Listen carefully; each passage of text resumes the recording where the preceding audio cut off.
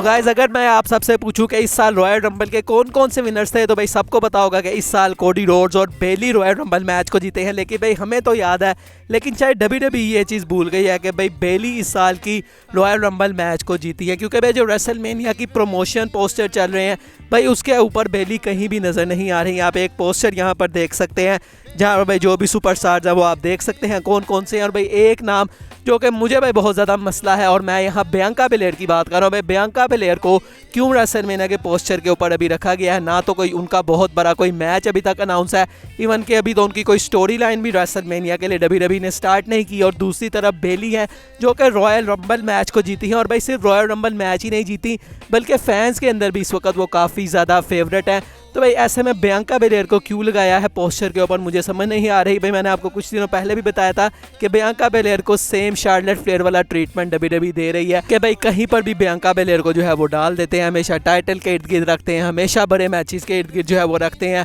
हर match के अंदर उनको डोमिनेटिंग दिखाते हैं, चाहे न्यू स्टार्स को बड़ी भी करना पड़ जाए। भाई पता नहीं बियांका के साथ कब तक यही चीज़ें चलते हैं, और भाई कब वो टाइम आएगा जब फैंस जो है वो उनके अगेंस्ट टर्न कर जाएंगे, जो कि मुझे लग रहा है कि भाई बहुत जल्द अब ये चीज़ होने वाली है। तो भाई बेली क्यों नहीं है, ये चीज़ मेरी तो भाई समझ से बाहर है। अगली स्टोरी की तरफ बढ़ते हैं, और भाई शॉन स्पीयर्स जिनको आप टाई डेलिंजर के नाम से डब्ल्यूडब्ल्यूई में जानते थे, भाई उन्होंने आज एनएक्सटी के अंदर दोबारा से अपना डेब्यू कर लिया है। तो भाई रिज हॉलैंड ने प्रोमो कट कर रहे थे, वहाँ पर जो स्क्रीन है भाई एकदम से जो है वो ब्लैक आउट हो जाती है, और उसके बाद शॉन स्पीयर्स ने अपना आज डेब्यू कर लिया है दोबारा से डब्ल्यूडब्ल्यूई एनएक्सटी में, और उन्होंने आके अटैक कर दिया रिज हॉलैंड के ऊपर। तो भाई अब उनका रिटर्न हुआ है, तो आप देखते हैं बहरहाल भाई आगे वो किस तरह से चलते हैं। उनका पहला रन डब्ल्यूडब्ल्यूई के साथ कुछ इतना खास नहीं रहा, वो आए थे स्मैकडाउन में, उनकी रैंडी ऑर्टन के साथ एक फ्यूड हुई थी आई थिंक, भाई उससे अलावा उन्होंने कुछ इतना खास जो है वो कभी भी नहीं किया। तो अब भाई वो दोबारा से वापस आए हैं, तो देखते हैं बहरहाल भाई क्या इस दफ़ा वो कुछ कर पाते हैं या फिर नहीं। अगली स्टोरी की तरफ बढ़ते हैं, और भाई कोडी रोड्स को हमने कल मंडे नाइट रॉ में देखा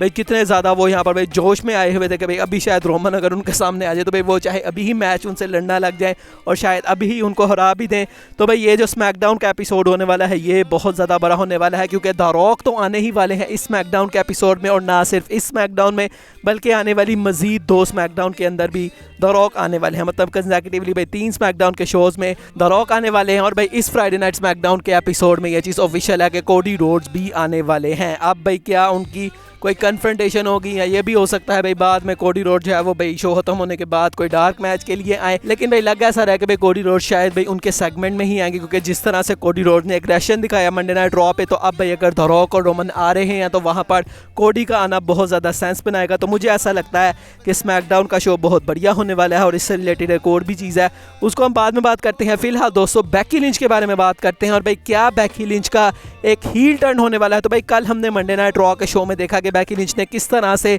नाया जैक्स और लिव मॉर्गन के मैच के अंदर आके इंटरफेरेंस कर दी, और उसके बाद हमने बैक स्टेज के ऊपर भी देखा कि भाई लिव मॉर्गन ज़रा भी खुश नहीं थे कि भाई जो बेकी लिंच है उन्होंने क्यों मेरे मैच में इंटरफेयर किया, और उन्होंने ये कहा भी था कि भाई हमेशा हर चीज़ तुम्हारे बारे में नहीं होती। तो भाई इससे अब जो फैंस है वो भी भाई थोड़ा बहुत टर्न करने लग गए हैं बेकी लिंच के अगेंस्ट, और भाई फैंस कह रहे हैं कि भाई जो बेकी लिंच है वो काफ़ी ज़्यादा सेल्फिश हैं। जो एलिमिनेशन चैम्बर मैच भी वो जीती, भाई उनको वो मैच नहीं जीतना चाहिए था, वहाँ पर टिफनी स्ट्रैटन थी, नाओमी थी जिनके काफ़ी ज़्यादा चांसेस है, लिव मॉर्गन थी रिटर्न किया था जिन्होंने, उसके अलावा रकेल रोड्रिगेज ने भी रिटर्न किया था। तो भाई ऐसे में हमेशा बेकी लिंच को ही क्यों स्पॉटलाइट जो है वो दी जाती है, और क्यों बेकी लिंच को वो मैच जितवाया गया। लेकिन भाई वो तो चीज़ अब हो गई, लेकिन उसके बाद भी भाई जिस तरह से लिव मॉर्गन के साथ इंटरेक्ट करवाया गया है, तो आई थिंक भाई बेकी लिंच का पता नहीं भाई हील टर्न होता है कि नहीं, क्योंकि भाई अभी फिलहाल में लग नहीं रहा कि भाई रिया रिप्ली का कोई फेस टर्न होगा। मतलब लोग उनको पसंद तो कर रहे हैं, चेयर्स कर रहे हैं, लेकिन भाई जो ऑफिशियल मतलब कि एक फेस टर्न होता है वो मुझे नहीं लगता कि भाई अभी कहीं से भी कोई चांसेस है, क्योंकि अभी जो जजमेंट नहीं है उनके सारे बंदे भाई हील के तौर पर काम कर रहे हैं। तो ऐसे में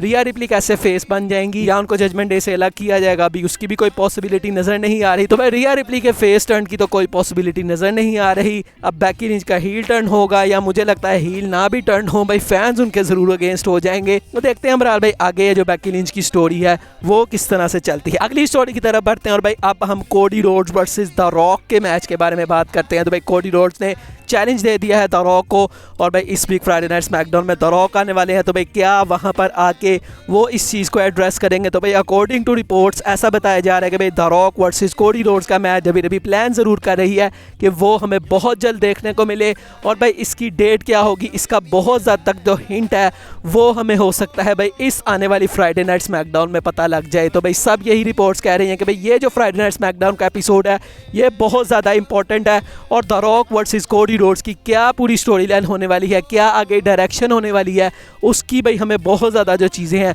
वो इस फ्राइडे नाइट स्मैकडाउन के एपिसोड में पता लगेंगी। तो भाई ये जो फ्राइडे नाइट स्मैकडाउन का एपिसोड है ये भाई किसी PPV से कम नहीं है भाई, इसको देखने में काफ़ी मज़ा आएगा। अगली स्टोरी R-Truth से जुड़ी है, और भाई हमें पता है कि अभी जो एलिमिनेशन चैम्बर थी भाई इस वीकेंड को ऑस्ट्रेलिया के अंदर हुई, और भाई जो R-Truth है वो कहाँ पर पहुँच गए, वो ऑस्ट्रेलिया नहीं बल्कि वो ऑस्ट्रिया पहुंच गए। और उसके बाद भाई उनकी एक वीडियो वायरल होती है कार में बैठ के, जहां पर वो कहते हैं कि भाई अच्छा मैं ऑस्ट्रिया के अंदर लैंड हो चुका हूं, लेकिन भाई मुझे पर्थ स्टेडियम कहीं नज़र नहीं आ रहा, WWE के सुपरस्टार्स कहीं नज़र नहीं आ रहे, भाई तुम सब कहाँ चले गए हो, मैं तो यहाँ पर पहुँच चुका हूँ। तो भाई ऐसे जो R-Truth है भाई उनका ये जो सीन है भाई बहुत ज़्यादा मज़ेदार चल रहा है। कल मंडे नाइट रॉ अभी हमने देखा भाई बैक स्टेज से उनके जो सेगमेंट है भाई कितने ज़्यादा वो मज़ेदार होते हैं। तो भाई R-Truth एक अलग ही लेवल पर काम कर रहे हैं और उनको देखने में भी बहुत ज़्यादा मज़ा आ रहा है। आज की फाइनल स्टोरी की तरफ बढ़ते हैं, और Cody Rhodes versus Roman Reigns WrestleMania 40। तो भाई क्या यहाँ पर कोडी रोड्स को रोमन रेंज को हराना चाहिए या फिर नहीं हराना चाहिए। तो भाई अब इसके बारे में एक थ्योरी है जो कि भाई फैंस इसके बारे में काफ़ी ज़्यादा आवाज़ उठा रहे हैं, और वो ये है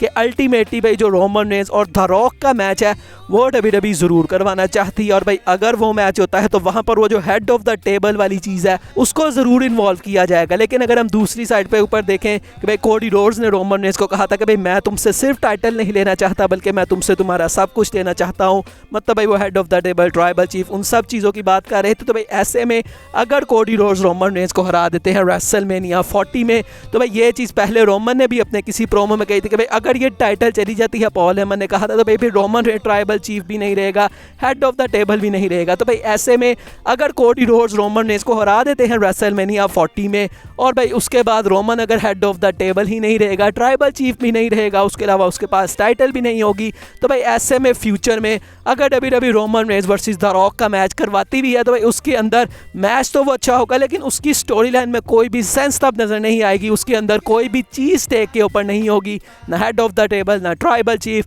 ना ही उनकी अनडिस्प्यूटेड चैंपियनशिप। तो भाई ऐसे में जो रोमन के फैंस हैं और जो रॉक वर्सेस रोमन का मैच देखना चाहते हैं, लेकिन उसके अंदर भाई कोई स्टोरी लाइन भी देखना चाहते हैं, ऐसे नहीं कि भाई मुंह उठा के इनका जो मैच है उसको ऑफिशियल कर दिया जाए, तो भाई वो लोग कह रहे हैं कि भाई ऐसे में अगर कोडी रोड्स हरा देता है रेसलमेनिया 40 में रोमन रेंज को और वो अनडिस्प्यूटेड चैंपियन बन जाता है, तो भाई उसके बाद रोमन वर्सेस रॉक के मैच की कोई भी सेंस नहीं रहेगी। और भाई ये हमें पता है कि भाई रोमन रेंज और द रॉक का मैच WWE ने ज़रूर करवाना है, रेसलमेनिया 40 में उन्होंने करवाना था, लेकिन भाई यहाँ पर वो जो वी वांट कोडी और भाई ये सारी चीज़ें हुई उसकी वजह से उनको वो प्लान चेंज करना पड़ा। तो ऐसे में भाई अब उन्होंने मैच तो रोमन वर्सेस कोडी का रखवा दिया है, लेकिन अगर भाई वहाँ पर कोडी जीत जाते हैं और रोमन के पास टाइटल नहीं रहती, तो उसके बाद भाई रोमन वर्सेस रॉक के मैच के अंदर क्या इंटरेस्ट रहेगा फैंस का, और भाई उसके अंदर क्या स्टेक, कुछ भी नहीं होगा भाई उसके अंदर। तो भाई ऐसे में जो फैंस है भाई वो कह रहे हैं कि फिर भाई रोमन वर्सेस रॉक के मैच की जो चार्म है वो बिल्कुल ही ख़त्म हो जाएगी। तो अब भाई देखते हैं WWE ये सारी चीज़ें देख तो रही है,